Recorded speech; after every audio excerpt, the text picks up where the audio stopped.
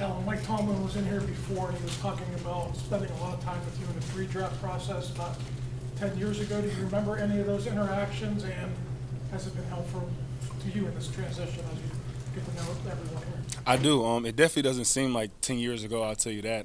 It seems like yesterday, but again, having communication with Coach Tomlin since then, he's always left a great impression on me. So now being able to, be under him and, playing for this staff, I'm very excited.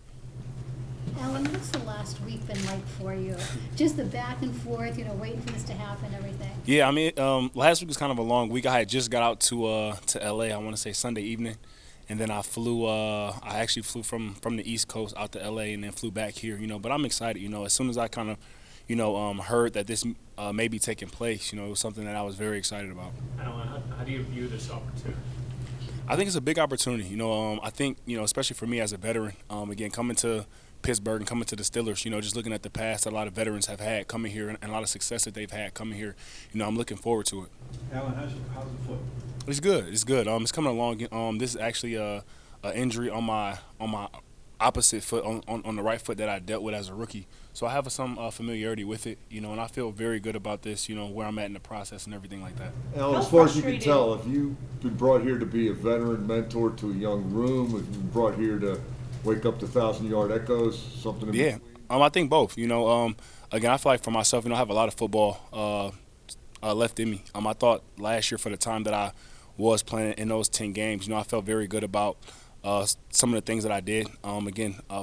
Unfortunately, I didn't get maybe some of the opportunities that I may have wanted and things like that. But, as far as how I felt as a football player for my route running ability, being able to get active a little bit in the red zone and doing some things like that on third down and stuff like that, I felt very good about last year. How frustrating was the timing of your injury last year with the new team trying to make a mark and then that comes up? It was frustrating. For us last year, we had some ups and downs. I felt like at that point, we had kind of hit a little rut, in the season, so we were trying to break a little bit of a losing streak. For myself, I was getting more comfortable, with the offense and things like that. So to go down at that point in time, it was tough. As a player, you do everything that you can do to try to, help your body, stay healthy, but different things like that, having a stress fracture, something that's just totally out of my control. I was able to handle, body-wise, tissue-wise, and everything like that. For the things that I could control, I was able to maintain, able to manage. So having something like that come up was extremely frustrating. During the draft process, how much did you get to know Mike Tomlin and the Steelers organization at that point 9 years ago? I feel like a lot. I feel like I know Coach Tomlin pretty well, and I feel like he feels the same. Again, and just, over the years, being able to have some conversations with him, whether that's, playing against Pittsburgh or, in passing, maybe at some kind of NFL events or something like that. Coach Tomlin is not only a great coach but a great person. I think it speaks a lot seeing the success that this franchise has had. As far as being utilized in the slot or outside, what conversations have you had with the Steelers in that regard? Yeah, being able to play inside and outside. Again, I think that they have a good vision for me. Some of the times that I've had some of the most success in my career, I've played inside about anywhere from 30 to 40%, up to almost 50%. So outside and inside. So I'm looking forward to that. I know when you were in Chicago, you were a mentor to Darnell Mooney. Just how much do you like that mentor role, and is that something that the Steelers talk to you about, kind of doing here with a really young receiver room? Yeah, I feel like for me being in that role a lot. Again, it's something that I feel like being around younger receivers keeps me young. This actually will be the first time in my career that I'll be the oldest receiver in the room, and I believe that I am. So I'm still 29, so I'm not. I'm still learning some things still myself. But again, I'm looking forward to it. It's a great group. From watching these guys from afar. It's a lot of talent in that room. When did you realize you were the oldest receiver in that group? What was that moment like? Really?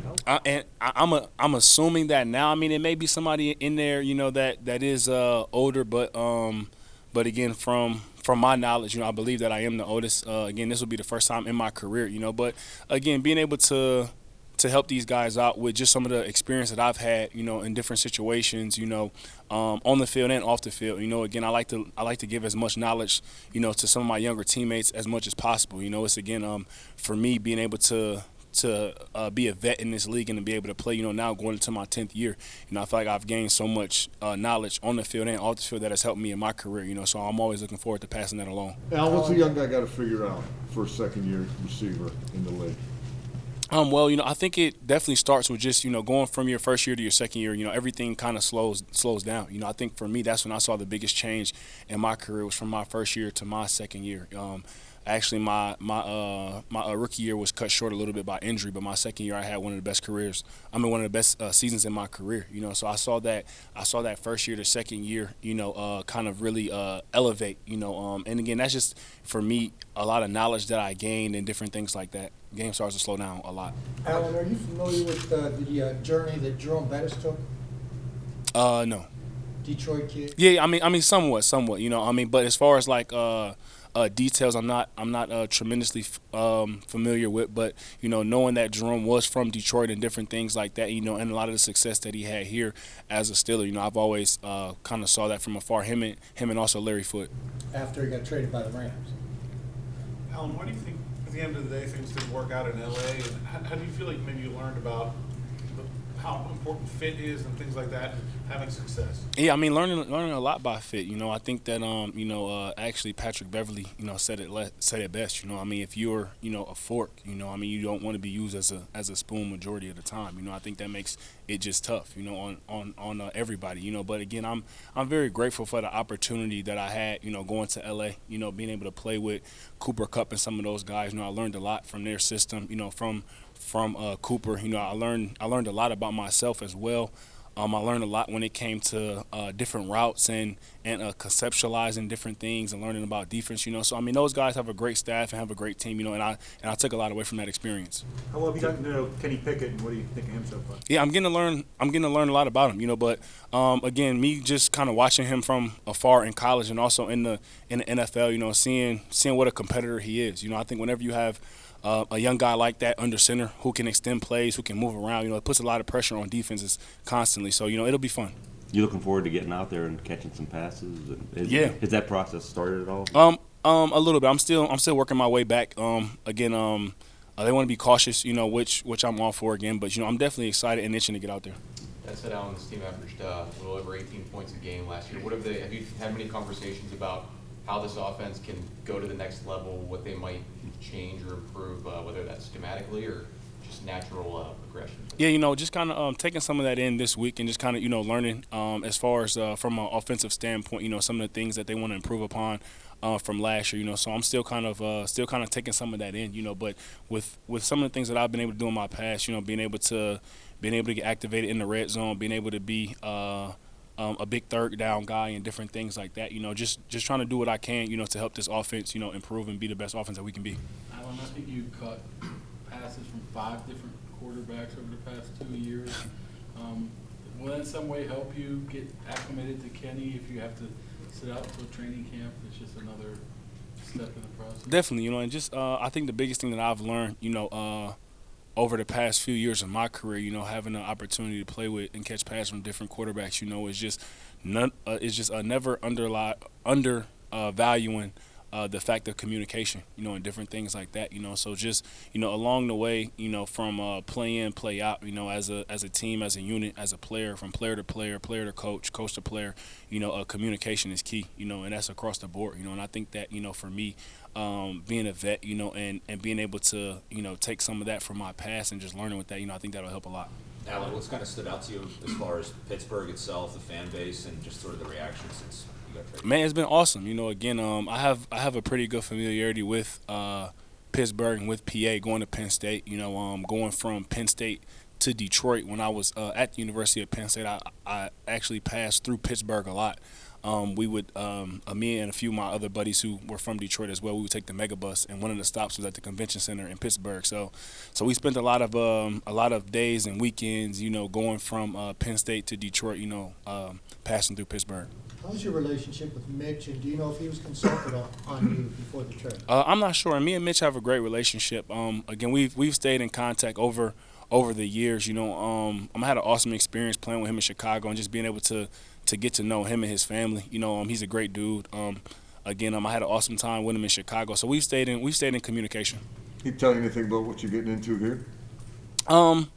Everything kind of happened so fast, just as far as kind of the trade and things like that. But just overall, just kind of more so of a life standpoint, that's kind of where we, stayed in communication at, But again, I'm looking forward to, having some familiar faces in the locker room. Alan, you mentioned third down and red zone. Obviously, that's where quarterback has to trust a receiver. How do you go about earning that or gaining that trust with Kenny? Firstly, I think playmaking. That's the main thing. Once you go out there and make some plays for a quarterback, and they see you make those plays, that's the first thing of kind of when you kind of built that trust, chemistry, and confidence. But again, just as far as me, being in communication as far as conceptually, what we're looking to do, and just kind of how I can help him out as far as what I can do route running wise and different things like that.